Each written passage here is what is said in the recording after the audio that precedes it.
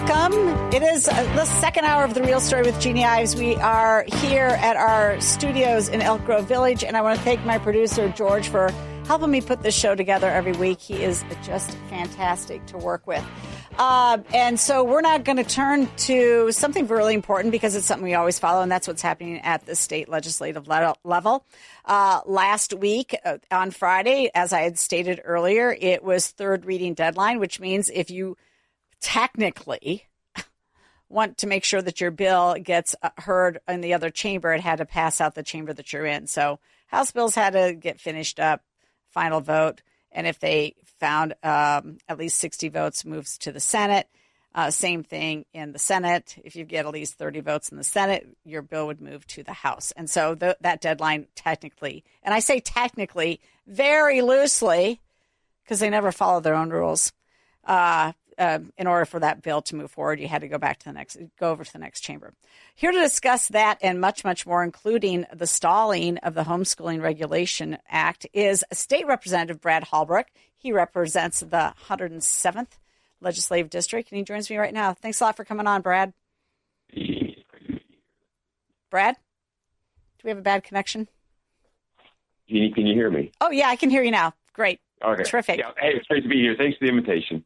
Yeah, no, so tell me about third reading deadlines. I mean, it's essentially the time frame where you just sit on the floor and like hours at a time roll through bills, and many of them with light debate, and then they shorten the debate. It's a joke, quite frankly. Right. So we started the week with nearly 700 bills. Some was on second reading and some was on third. It was a unique. All spring's been unique. Typically they will advance bills as they come out of committee from second to third, put them on the calendar. But the part that people don't really know is if they've been on the calendar for one day on second reading, that's considered they can be moved the next day immediately. If there's an amendment that needs to be added, they'll just call the bill on second, add the amendment, move it to third, and then vote on it. So we went into the week kind of differently than we've ever seen before, I think, in the past. And the other part is we had not moved any bills or had not voted on anything yet until this week. So we were scheduled all 5 days to be there. So it was kind of an interesting start to the week. That's a lot of bills to run through. How do you even evaluate 700 bills? Well, it's just impossible. And we knew that not all those bills were going to move. A lot of them still needed amendments. There were still committees that were that had been posted for Monday. There were some recess committees that got added Wednesday and Thursday. And so just more of the kind of the deadline week stuff that happens, whether it's committee deadline, whether it's House reading deadline, whether it's Senate deadlines, all this stuff, all these deadlines are being made to be broken, if you will. And, what we learned late last spring was the rules are, well, there's no rules, right? We just suspend the rules. The rule number one, there are no rules. Rule number two, refer to rule number one. It's a joke. It is. And, we started Monday afternoon at noon, I think it was. At least that was the scheduled time. And they've been pretty good about this spring has been different in the regard to the new chief of staff that he sets the time. And if it's at noon, we're starting at noon, not 12:30, not 12:45, not 1 o'clock. It's noon. Now, three times this week, the start time got pushed off upwards of 2 hours or an hour, I think it was, maybe 30 minutes in there just because there was committees. Well, I think it was on Wednesday, especially the 2897 was being heard. The amendment was being heard in committee, and I think that pushed off the start time. I think it was 2 hours. 2827? Yep. 2827. Yeah. Okay, I do want to get to that, but before we do, okay, the House passed 379 bills, and thank you for that information because you provided it to me. And of those, 312 were Democrat-sponsored bills, so 82.2%. 65 were Republicans. Did any of them provide for property tax reform? Any of them? One? Any of them? If they were, they snuck it in, and they didn't talk about it, which was kind of got to be the order of the day. There was a little bit of debate on Monday and Tuesday, but boy, it didn't take long on Wednesday, and they moved everything into short debate, kept a pretty tight rein on that, which means the sponsor and one in opposition, I believe, is all that gets to speak about the bill. So they moved stuff pretty quickly. Yeah, it's just such a bad idea to do things that way, but that's how they do it. I hope people are listening. I hope they're paying attention Because when I listen, and I have done it before, I highly encourage people to listen into the floor debate because you will be appalled at the level of the questioning. As much as you guys do a great job trying to pin them down on answers, and one in particular, which I'm sure we're going to get this cleaned up and put out because I definitely want to talk about Mason passing an energy bill, and you simply asked, well, how much is this going to cost? And she literally would not answer the question. Right. I mean, I just asked her, I said, what is the cost? And maybe I should have been a little bit more clear, but a lot of these bills are a fiscal impact to taxpayers, via general revenue funds or other state funds. And she said, well, there's no state fiscal impact. And I said, well, I didn't ask that. I said, what is the cost of this program? And she responded to the same. And I said, well, no, who's paying the bill here? Is it ratepayers? Yeah, it's ratepayers. Well, what's the cost of ratepayers? Well, we don't have any idea. And I responded, so this is one of these deals we have to pass it to see how much it's going to cost. Yeah. No, I mean, it's just bizarre. Nonsense. Absolutely. Yeah. And I think you passed Arab American history. Now that's a requirement. Right. Another unfunded mandate. Right. Yeah. No, I mean, there's just a whole slew of just stupid bills that passed. Okay. One of them that got stalled, though, and this is good news. And so talk to me about HB 2827. That's the Homeschooling Regulation and Private School Registration Act.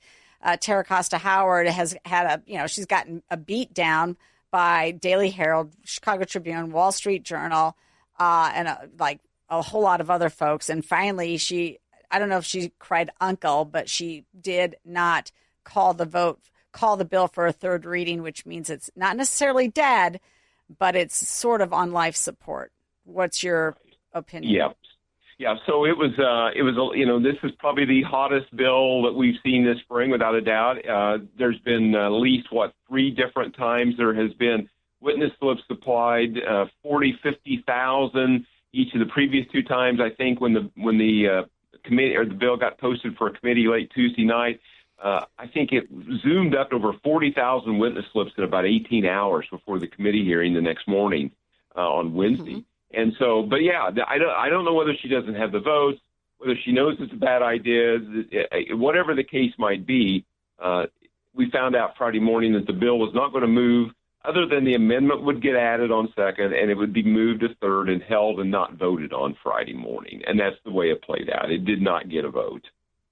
Yeah, I do wonder what's going on, because I don't think it's something that Welch is holding up. So it could be that she simply doesn't have the votes. And Welch's rule is if you don't have 60 Democrat votes, and of course, no Republican would ever vote for this. I can say that with all honesty. I don't think a single Republican would vote for this. But and that's not always the case. Oh, by the way, some of them vote for stupid stuff. But in this case, I think so she would have had 60 Democrats. Maybe she didn't have those votes. Yeah, well, I mean, there's been I know there's been at least one outspoken Democrat. LaShawn Ford spoke out about it at a rally in Chicago a week and a half ago, and he spoke out, I think there was on Greg Bishop's Center Square. He spoke out again about it in opposition that it wasn't something that he could vote for in its current form. So I thought that was kind of telling, and I was trusting that there would be other Democrats that would think like he does about that bill. It's really a bad idea. Yeah, it's a terrible idea. Maybe the fact that Black Democrat, Pastor, Chris Butler and his wife both testified. Maybe they were able to get to some of those folks, and they said, no, we're not going to do it. And I think what was interesting, and I did not realize this, but I don't know why maybe that I would, but LaShawn said in the rally in Chicago that homeschool activity amongst Black families has risen from 2% to 17%. Good for them. In the last, and it's basically because of the virus and the way things are happening. And, you've got, we've seen the reports, 30 plus schools in Chicago, kids can't read at grade level. 50 plus schools, not a kid can read at grade level in the Chicago public school system. So the Chicago public school system is failing kids or failing families or failing everybody. Yeah, that was the most shameful thing, because I listened into that entire debate on her Second Amendment, which basically became the bill. She tried to do a few tweaks. They were meaningless tweaks, but the argument that they were making the entire time is that you needed to do this to ensure that there's not educational neglect or abuse. Wrong target, Tara Costa Howard. Educational neglect is prolific in public schools, even in the suburbs. Right. And abuse, you just had 2 big cases of abuse in your backyard in DuPage County. These are teachers under scrutiny by their peers, under mandated reporting requirements from their peers. Sexual abuse they're accused of. And you want to blame homeschoolers for abuse? Everything about her bill was off-putting and just wrong-headed. Right. Yep. Exactly. Well, and I think the thing is, and your listeners will know this, and what we're to be wary of, right, is we could see this late in the spring when all the deal-making starts to heat up as we get closer to the May 31st deadline. They'll put this language in an amendment on another bill that's maybe it's a Senate bill that's come over. They'll put the language in that well, we're not scheduled to be there any weekends this year in May, which is interesting. But, late at night when nobody's watching, they'll put it on an amendment, pop it out, vote on it, and then send it back to the Senate on concurrence, and that's bypassing the whole process, or nearly the whole process.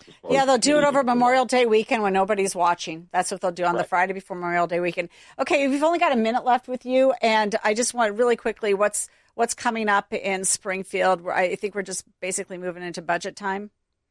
Right. So committee hearings or budget hearings have been going on, subject matter hearings. There's been some bills that have been, appropriation bills.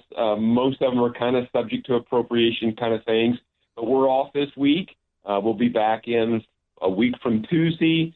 And then so we'll start to see those Senate bills. We'll start to move. They'll run through the committee process and then come to the floor. And then as we get into the last few weeks of a couple of weeks of May, will be kind of really crunch time as they're trying to wrap up concurrences, get the budget stuff done, those kind of important heavy lifting issues.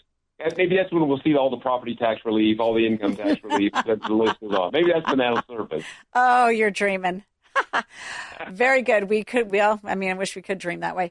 All right. He's State Rep Brad Halbrook. Thanks so much for joining me on The Real Story. I really appreciate your efforts down in Springfield. You are a voice of common sense in a land of nonsense. You're welcome. Thanks, Jeannie. You bet.